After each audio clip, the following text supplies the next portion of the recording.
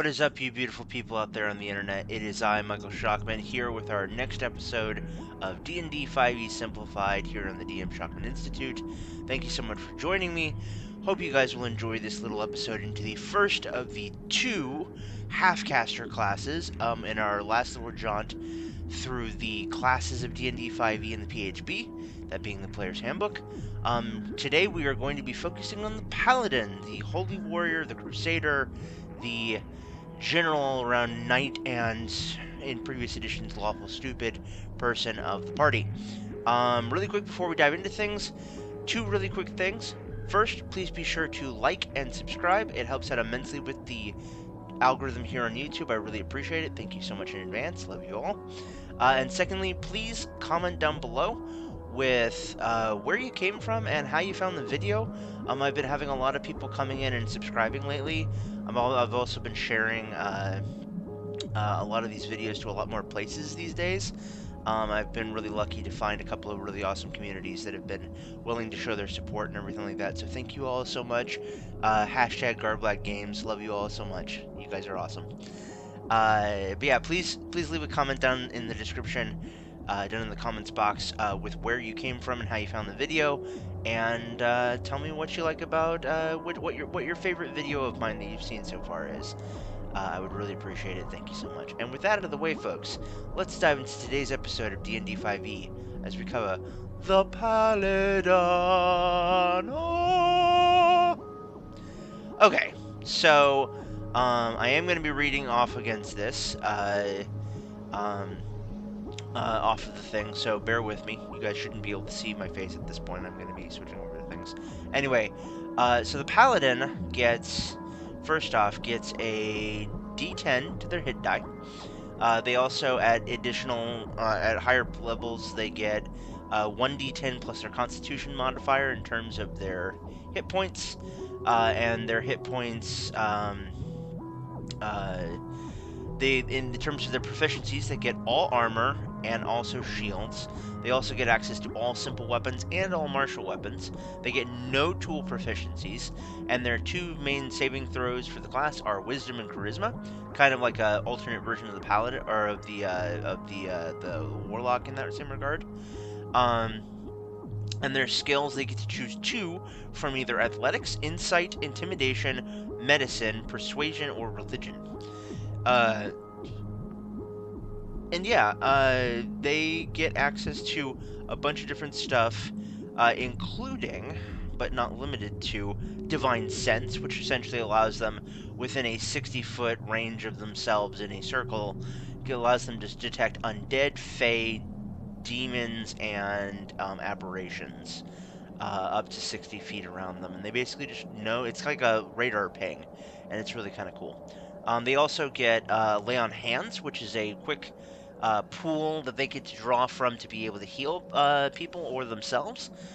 Great if you're a paladin and you want to be able to kind of heal some other people, or if you're in melee combat with somebody that's really big and bad, you can take your bonus action, I think it is. I think you use your bonus action to do it. Don't quote me on that. It's either your bonus action or your main action, and it'll essentially allows you to lay your hands on yourself and fill yourself with healing energy, and you get 5 times your level for your pool. So at first level you get 5 points, at second level you get 10, at third level you get 15, and so on. A quick note about that is that you can use Lay on Hands. You can use 5 points at once to be able to cure any disease or poison, which is kind of cool. I don't know if you can do it with blinded or deafened or anything like that, but I don't know, and it doesn't say here, so that's interesting. Okay, so they also get at second level their first fighting style, which you can choose from defense, which when you're wearing armor gives you a +1 to your AC. Dueling, which allows them to, as long as they're using one weapon in one hand and no other weapons, which doesn't exclude a shield, it allows you to gain a +2 damage to your bonuses to your damage rolls with that weapon. They can get Great Weapon Fighting, which gives them which allows them to reroll 1s and 2s, which is kind of cool. They also get protection, which whenever an ally within 5 feet of you is attacked by an enemy other than you, you can then employ disadvantage. You can then impart disadvantage on that attack. However, you must be using a shield in order to use. Hey guys, really quick interlude here. I did want to just point out, because I forgot to do it in the original thing, so pardon me and bear with me. In addition to the two things that I already mentioned, including Divine Sense, Divine uh, um, Channel Divinity, and whatnot, the thing that we all come here for, in case you didn't know, for Paladins, the big draw of them is Divine Smite, which they get at 2nd level, and allows them, when they hit a creature with a melee weapon attack, they can expend 1 spell slot to deal radiant damage to the target in addition to the weapon's standard damage. The extra damage is 2d8 for 1st level, for a 1st level spell slot, plus 1d8 for each level higher than 1st, up to a maximum of 5d8.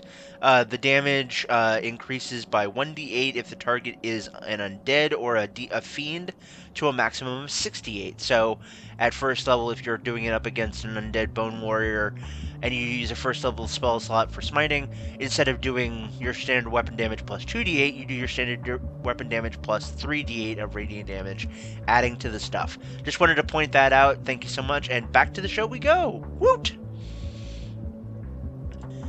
Which is kind of cool. They also get spell casting, which, take a look here at the spell casting table to see what they get at the basic table. And then we'll be moving on to the subclasses, the 3 subclasses. So check that out, and we'll see you in a minute. See you then.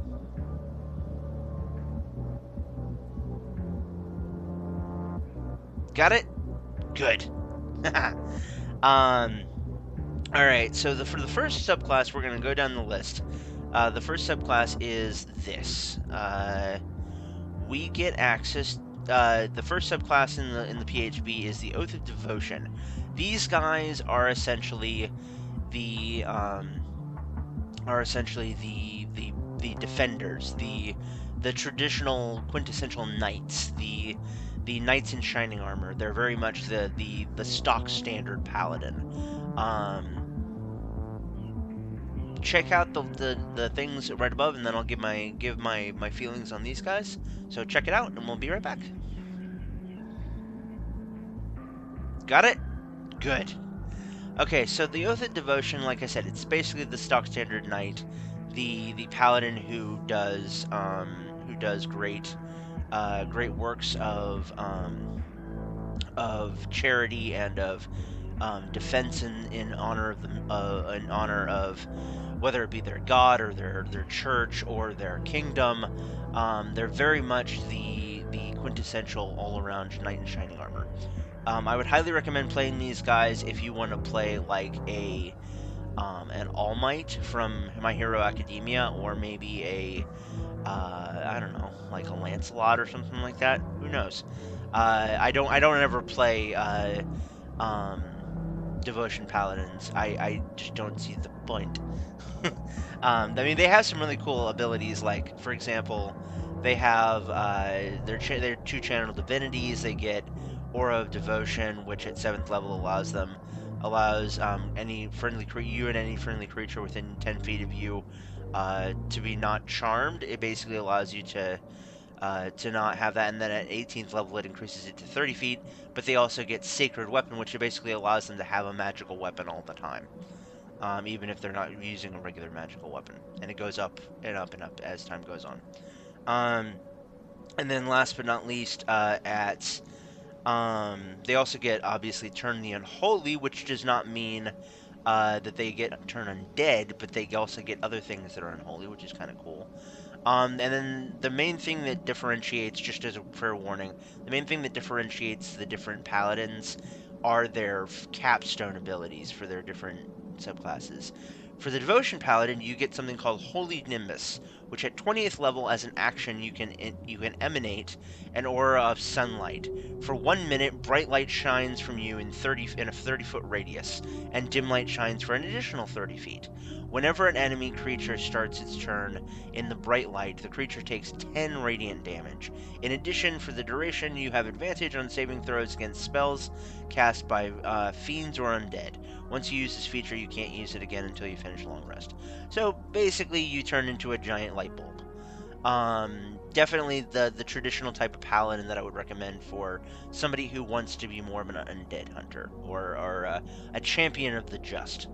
Next, we're going to move down the list. We're going to move on to the next one, which is the Oath of Ancients. Check out the screenshots above, and we'll see you then. Got it? Good. Okay, so the Oath of Ancients is very much the kind of the warden, as it were, of the if a druid is more of the traditional priest, the more traditional spellcaster, and the ranger is more like the scout. The paladin, the Oath of the Ancients paladin, is very much like the heavy infantry, the hammer of nature, and the hammer of the Fae in some cases. That is most evidently pointed out as they have their channeled divinities are Nature's Wrath, which allow you to use your channeled divinity to invoke primal forces to ensnare foes. Basically allowing spectral vines within 10 feet of you to come up and restrain and hold down your enemies. There's also Turn the Faithless, which basically is anybody who is the same thing as Turn the Unholy, except rather than tied to alignment, it allows you to turn anybody who's not of your faith, which is kind of cool, I guess. And then at 7th level, they get something called Aura of Warding, which allows you and any allies within you to have resistance to damage from spells.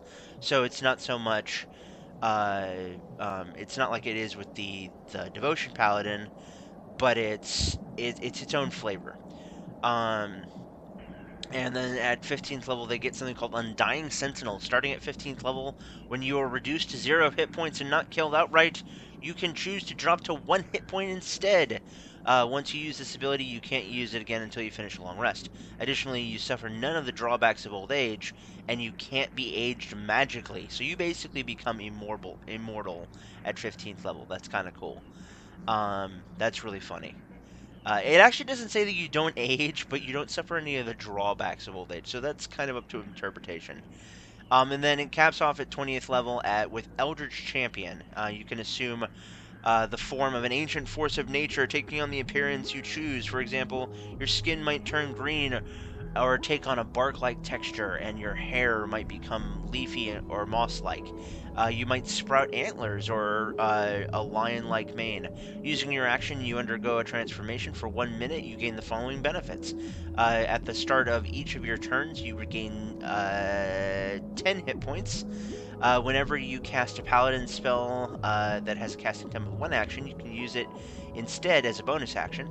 And last but not least, enemy creatures within 10 feet of you have disadvantage on saving throws against your Paladin spells or channeled divinity options, which is kind of cool. And yeah, so that kind of just means that these guys are basically like the bulwarks. If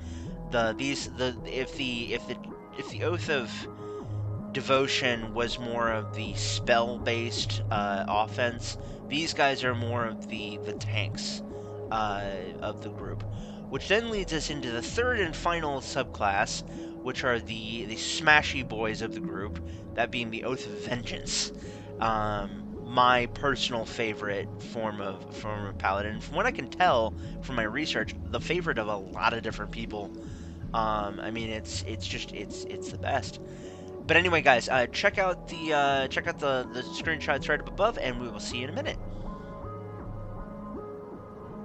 Got it? Good. Okay, so the Oath of Vengeance is very much the Batman, the Punisher, um, the not the Blackguard, because the Blackguard's a different type of different subclass, but the very much the renegade, as it were, of the Paladins. A Paladin of Vengeance, they have tenets of fight the greater evil, no mercy for the wicked, by any means necessary, and restitution. Basically, these guys are all about putting things back into place forcibly, often, if necessary, and by choice. Bringing balance to the way of things. Their channel divinities are Abjure Enemy, which basically allows you as an action to present your holy symbol and speak a prayer of denunciation using your channel divinity. Once you get to choose one creature within 60 feet of you, that creature must make a wisdom saving throw or be frightened. So this is basically your way of frightening them, and also if it's done against fiends and or undead, they have disadvantage on the saving throw. Yeah, it's basically just a standard frightening spell, unless done against. Yeah, just a basic frightening spell. I'm reading through it right now. There's Vow of Enmity, which essentially allows you to concentrate on one specific foe and allows you to have advantage. You cast your vow against this person, and for the rest of the time that is active, you have advantage on all attack rolls against that creature for up to 1 minute, or until it drops to 0 hit points and or falls unconscious. At 7th level, you get Relentless Avenger. Relentless Avenger, which allows you to supernaturally focus your powers, helping you close off an enemy's retreat. When you hit a creature with an opportunity attack, you move up to half your speed immediately after the attack and as part of the same reaction. This movement does not provoke opportunity attacks, which is basically a quick, close the gap to be able to get into range again, which is kind of cool. You have to hit them, though. And then at 15th level, they get something called Soul of Vengeance, which allows them to use the authority with which they speak to that they speak their vow of enmity, and it gives them greater power over the foe. When a creature under the effect of your vow of enmity makes an attack, you can use a reaction to make a melee weapon attack against that creature if it is within range. Which just basically means when you have your vow of enmity before, you basically just got advantage on stuff. This time, if the same person with the vow of enmity, anytime anyone else tries to attack, you basically, at least once per round, you get to attack them as a free action. So it's like, strike, I'm gonna strike you back, no, I'm gonna hit you back, and just hit them really, really hard. It's really kind of cool. And then last but not least, at 20th level, this caps out at you basically becoming the avatar of your vengeance, essentially turning into an angel. It's called Avenging Angel. At 20th level, you assume the form of an angelic avenger. When you're using your action, you undergo a transformation. For 1 hour, you gain the following benefits. You sprout wings from your back and grant you a flying speed of 60 feet, and you emanate an aura of menace up to 30 feet in a 30-foot radius, so 60-foot diameter. The first time any enemy creature enters the aura and starts its turn there during a battle, the creature must succeed a wisdom saving throw or become frightened of you for 1 minute or until it takes damage. All attack rolls against the frightened creature have advantage. And again, you can't use this feature again until you finish a long rest. Well, now that we're done with that, I would highly recommend the Oath of Vengeance Paladin for somebody who wants to basically just kick the door in and take names and be able to just be the edgy boy of the Paladin subclasses in the PHB. But that about covers the subclasses. Now we're going to move on to the summary. So here's the Paladin. one of my favorite classes, especially in 5th edition, because you no longer have to be lawful stupid. In previous editions, just for those of you who don't know, paladins were tied to a lot of classes were tied to various alignment restrictions. You had to be a specific alignment and or a specific race to be able to be that class. They've gotten rid of almost all of that now. They've definitely gotten rid of all of the alignment restrictions, but they don't require. It is not required any longer for them to be tied to a specific alignment, which is really cool. I think that's awesome. More importantly, though, I think that the Paladin, while a lot of people thought in earlier editions that they were dumb, that they were just kind of not needed, in my opinion, is needed more than anything in the game because it allows people to play out that fantasy of just being, whether you want to be a stalwart warden of nature, whether you want to be a traditional knight in shining armor, or if you want to be a dark knight and be a knight of vengeance. It allows us to really be able to play out our images in our head of being a righteous defender, an implement of vengeance, or a warden of the natural world, and really just allows us to do good in the world through our fantasies. And I would highly recommend play a paladin if you want to play a Lancelot, if you want to play a Batman or a Punisher, those being the Oath of Devotion and the Oath of Vengeance, respectively, or if you want to play kind of like I don't know, a Gawain and like a Green Knight type of thing from Gawain and the Green Knight.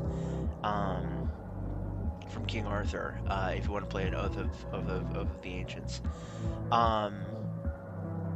The Paladin has the potential to be one of the best and most powerful classes, in my opinion, in the entire game. They're not quite as good at fighting as the fighter, but they're also not quite as good at the spell casting as like the cleric. But the way that they combine the different aspects and add their own serious flair to things is amazing. As a quick little shout out, I do want to point out a great subclass or a great multi-class build that I'm a really big fan of is an Oath of Vengeance Paladin to the Raven Queen, mixed with a Hexblade Warlock with a blade from the Shadowfell. Really awesome stuff. It's really cool if you can handle being an NG boy. Anyway, guys, on to the last little section of things, the final little difficulty rating.